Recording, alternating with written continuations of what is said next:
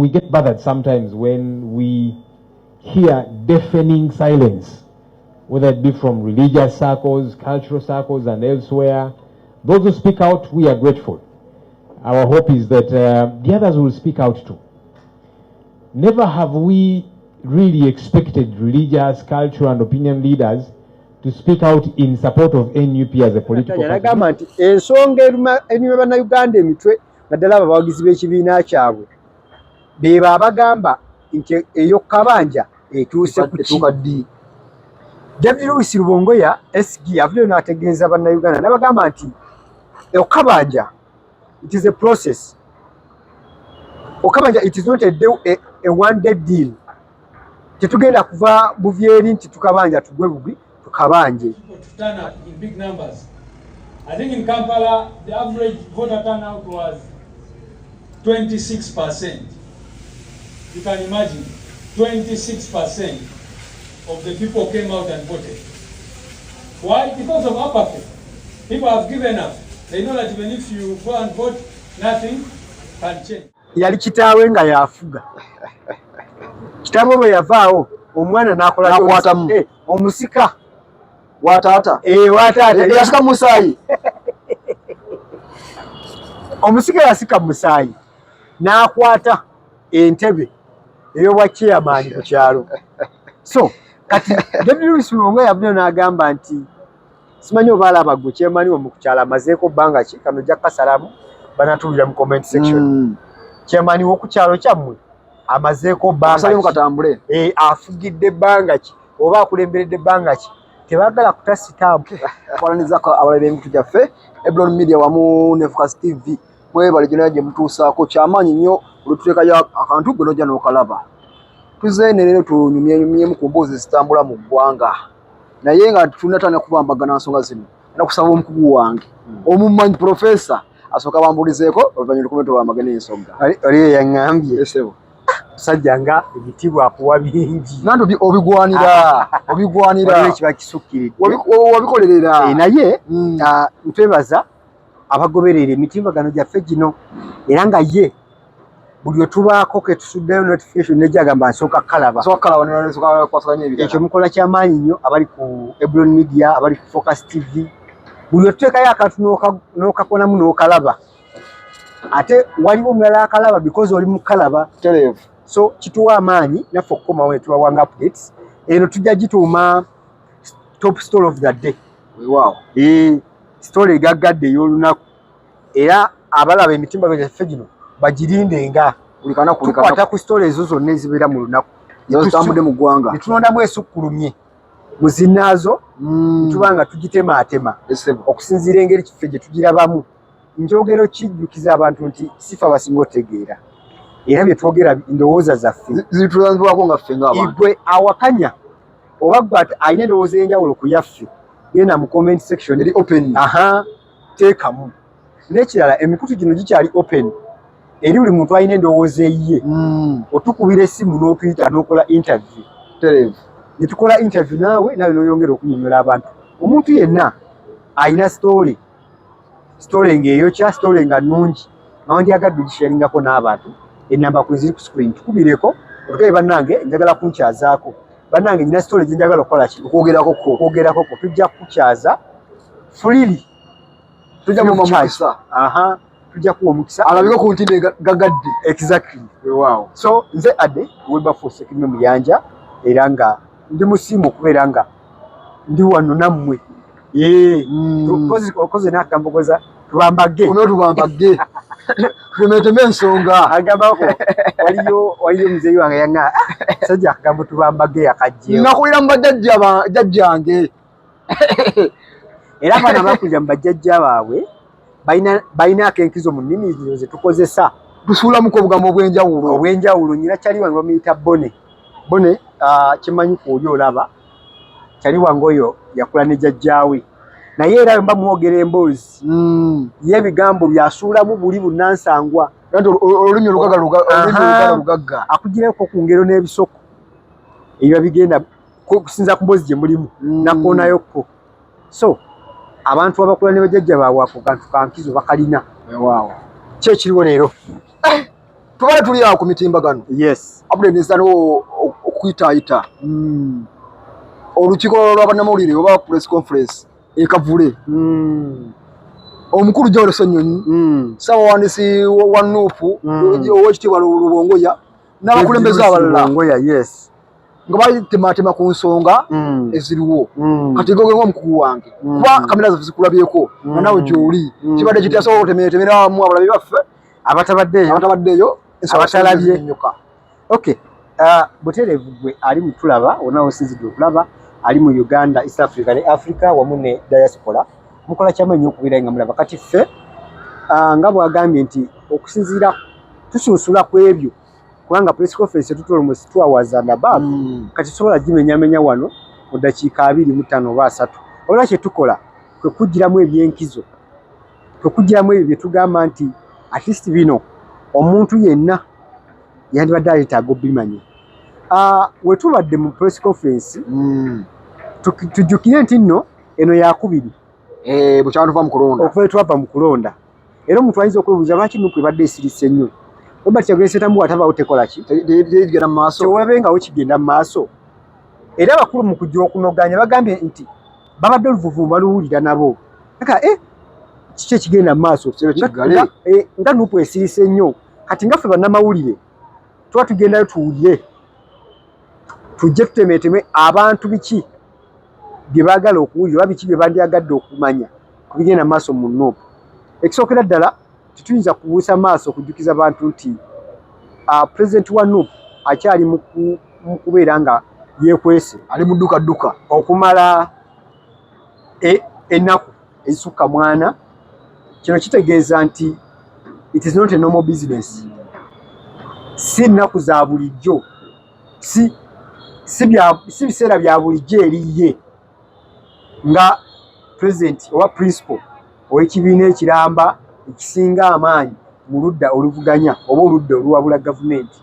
So olunaku olwaleero bazze okulabako okubeera nga bagala okutegeeza bannansi ku butya state kimwe bali bayimiridde batya politically bayimiridde wa buli omu adakyebuuza buli omu ng'ayagala kwebuuza buli omu ayagala kumanya Nuupu ezzaako ki after all these things biwedde bennyamivu olwabiki ebigenda mu maaso omuwagizi ali eri ekyanamukaaka owa Nuupu kiki kyazza okwegamba yeebuuza kiki kyetuzzaako already abakulu baalangirira dda nga si bamativu n'ebyava mu kulonda. Kati obutaba bamativu n'ebyava mu kulonda kitegeeza nti oyo awagira mmwe aba alinze kikyemuzzaako.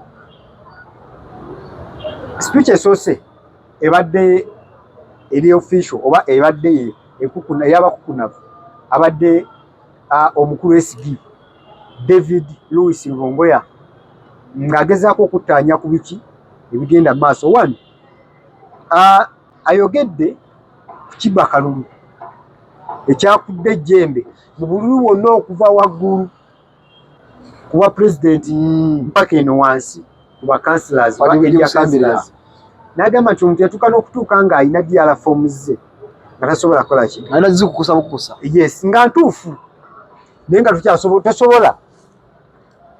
tesobola kweyimirira.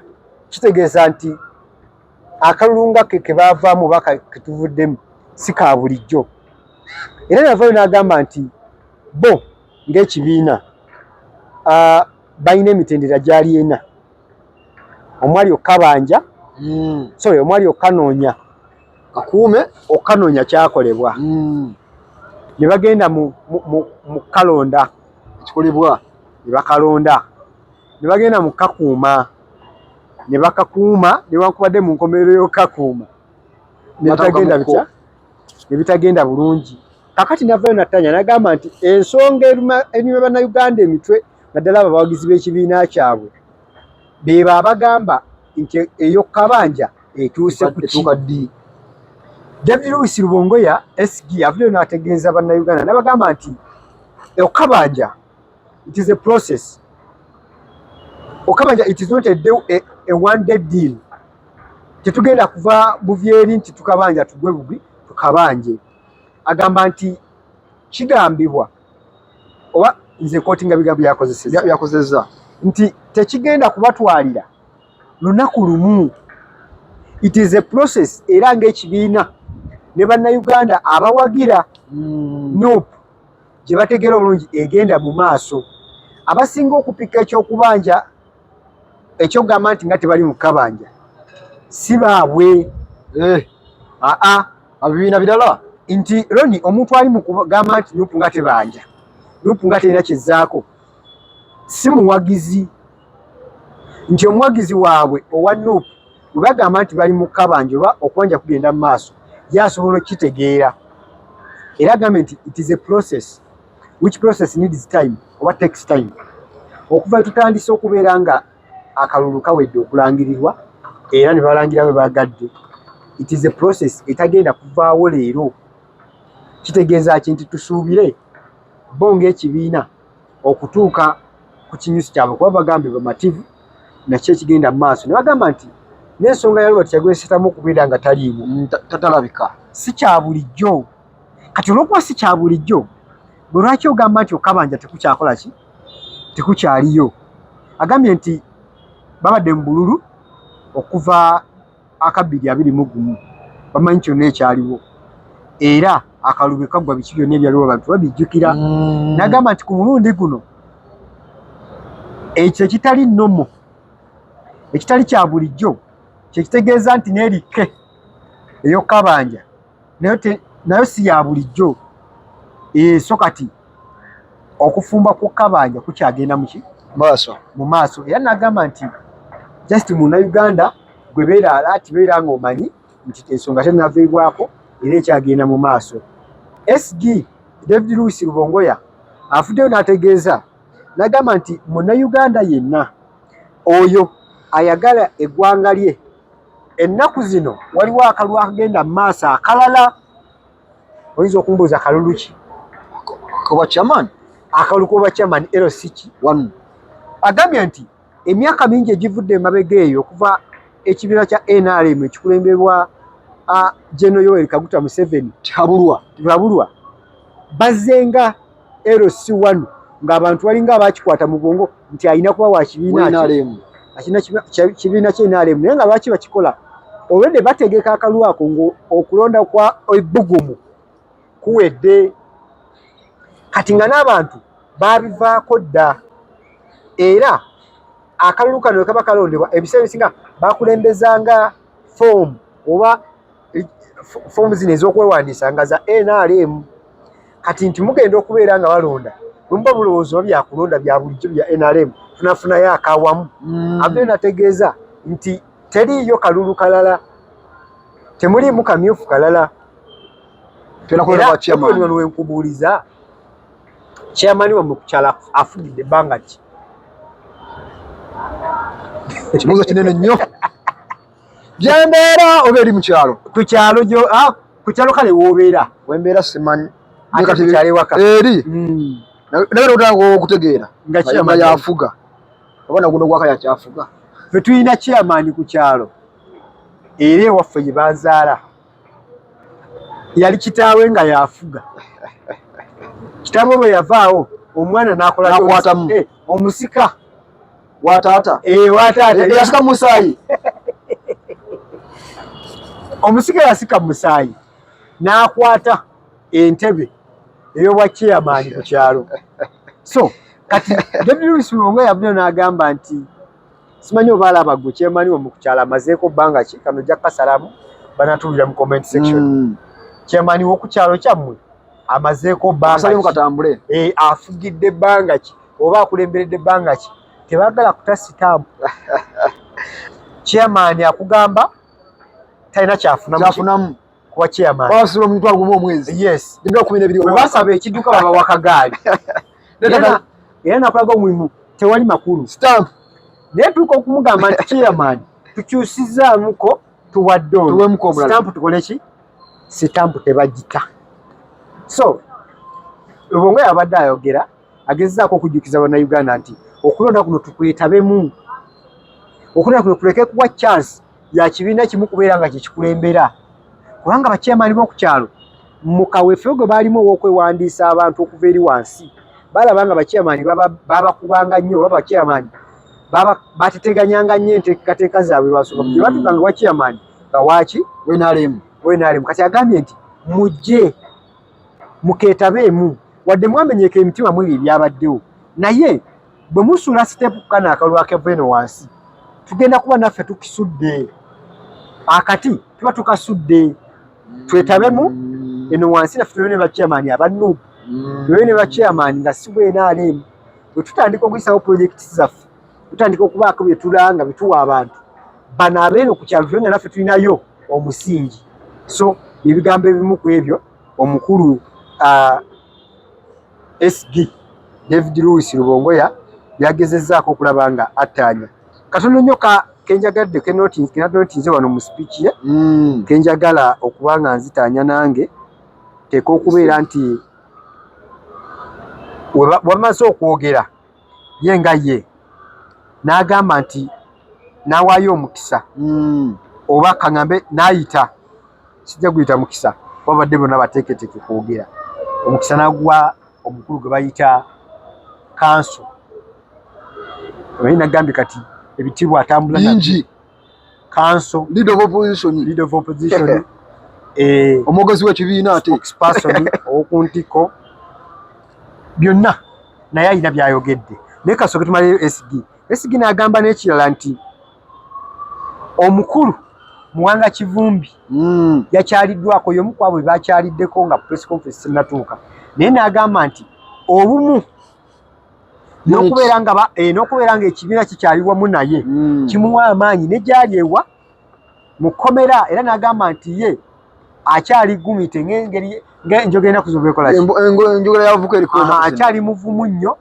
akyali kwalaali okubeera nga ajja kubeera nga asigala ku mazima n'okulwanirira eddembe lye naye SG n'agamba nti bali mu kuba beefube okulaba nga bakola ku base oba okubeera nga balwanirira bannabo bali mu makomera okubeera nga bateebwa okweba nga waliwo emisango egiriwo bagiwoze nga bavaawa wabweru kubanga si kya buntu omuntu okubeera mu kkomera nga n'ebbanga lyaggwako ekirala kyayogeddeko n'agamba nti okuttibwa kw'abantu bakizudde lipooti gye basooka okukola nga bakava mu kalulu yali erimu ebibula mu lwansonga enamba y'abantu abattibwa olw'okubeera nga waliwo blackout ya internet teyasobola kumanyikibwa butuufu bwayo naye bali mu kuteekateeka fayiro ow'olukalala kulaba nga bamanyisa bannansi enamba entuufu yali ki ey'abantu abaakala ki abattibwa mu kaseera ako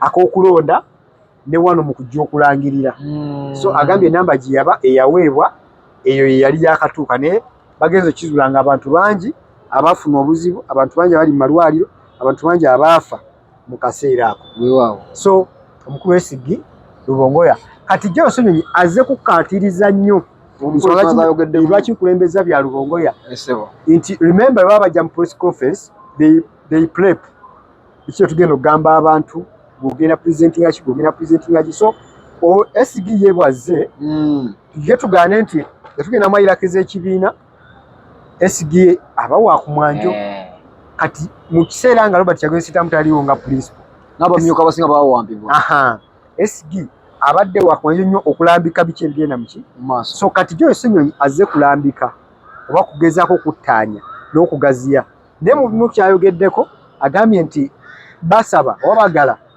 gavumenti n'ebitongole ebyokwerinda bive mbagirawo oba bijje security mbagirawo eri mu maka ga pulezidenti waabwe owa NUP Robert Kyagulanyi Ssentamu Emagere nti bwe mba mugamba temulina musango nga ne baminisita bammwe abalina offisi ezinjawulo bavuddeyo ne bakirambika ne bagamba nti bannaaye tewaliiwo nnyo kyetwagaza Robert Kyagulanyi Ssentamu then why are you still around and in Magere home amaka ga Robert Kyagulanyi Ssentamu tujjukire nti omukulu wa polisi yagamba tebagaliimu they're just around bigambo bya mwogezi wa polisi mukulu Soke amaka ga president wa NUP wa principal wa NUP tebagaliimu babaliko era tebagaberangamu bo bali okwetooloola ki amakage so kitegeeza bo nga bo kibeera kibamwagaza era ekikibabeezaawo bo nga bo bali waki wabyo. So omukulu Joyce Ssenyonyi abyo n'agamba nti ebitongole ebyokwerinda bwe mbanga mukimanyi bamukkiriza bimwogera bituufu kirina kimwagaza bwe kisiitamu era nga watalina musango muve mu maka ge bamujje mbagirawo abapoliisi oba abasirikale abali mu maka mubajjeemu tubeere nga naffe tumanya nti ddala talina musango. Era naye n'agamba nti n'ekyokutiisatiisa bannaabwe bangi abali mu bitundu eby'enjawulo nga bakyatiisibwatiisibwa. Era n'agamba nti balina enteekateeka egenda mu maaso n'okusisinkana abantu in their regions, babasisinkana mu regions zaabwe okuva ku mitendera egy'enjawulo.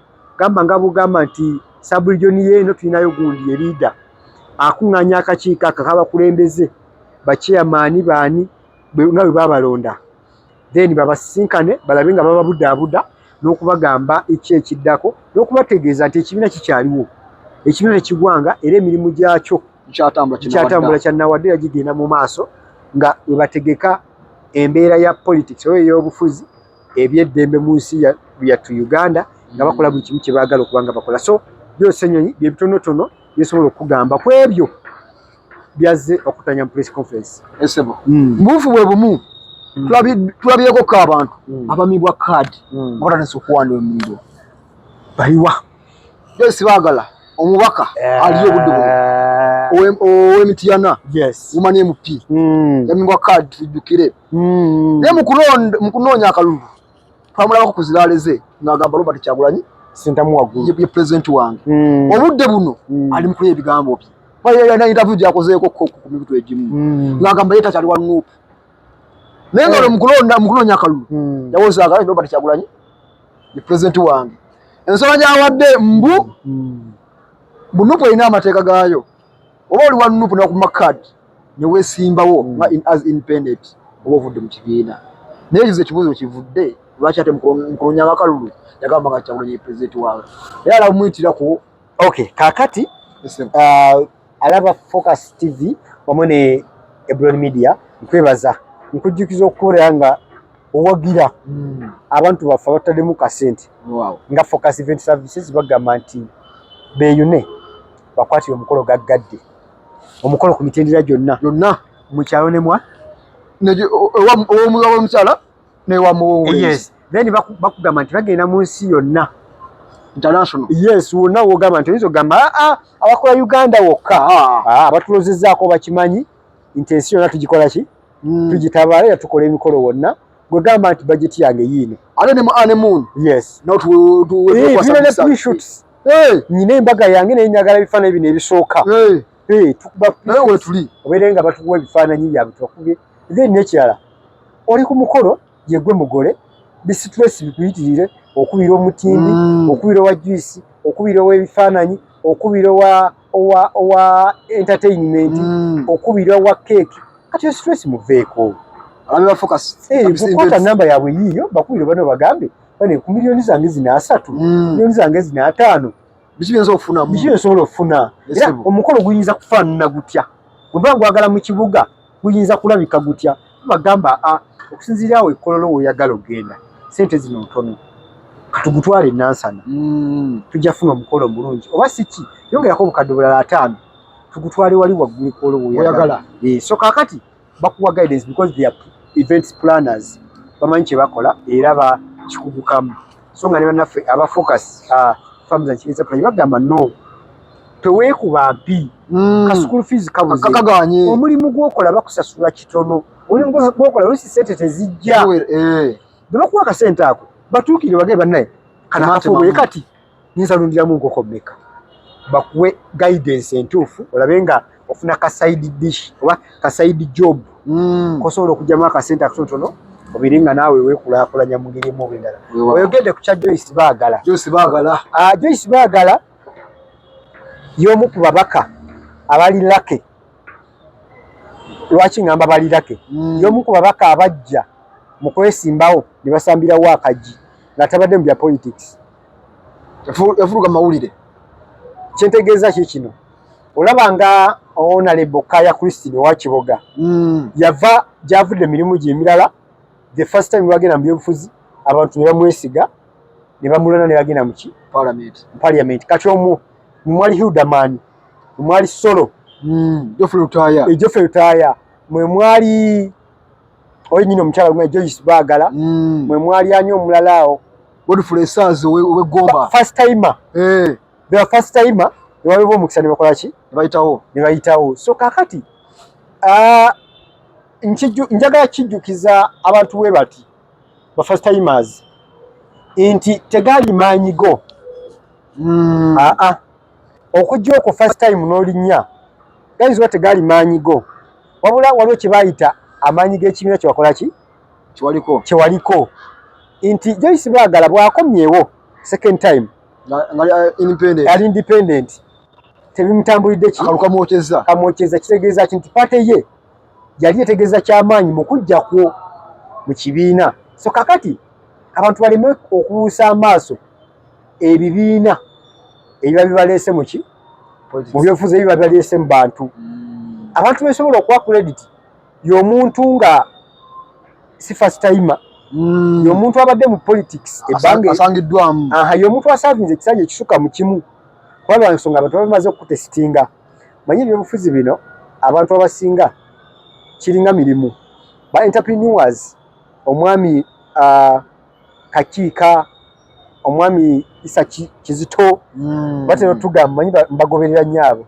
batero tugamba nti the business never successful yandibadde ebeera elastinga for 5 years weesukaawo ng'oseekikugamba at least egenze ebeesambi akabotodde naye biro myaka 5 kitegeezo kyali mu gigezi so kyali mu gisoma kati ne munnabyafuzi bwali if you a one term wonder a one term stand up politician kitegeeza nti gwe oba ogenda tandika okubuusabuusibwa bwobanga ekisanja kibadde kimu ekyokubiri nekigaana oba olina okwekyekingiramu mu bulamu alina ennaku ez'ekijjukizo kati nno Focus TV yange bazze okufuula ennaku zo ez'ebyafaayo bakwata vidiyo n'okkuba ebifaananyi ku mikolo gamba ng'okwanjula embaga graduations okukyala bano nno tebakoma okwo aba Focus Group yange bakuguka mu kutimba bakola keeki wamu ne juice omuwoomu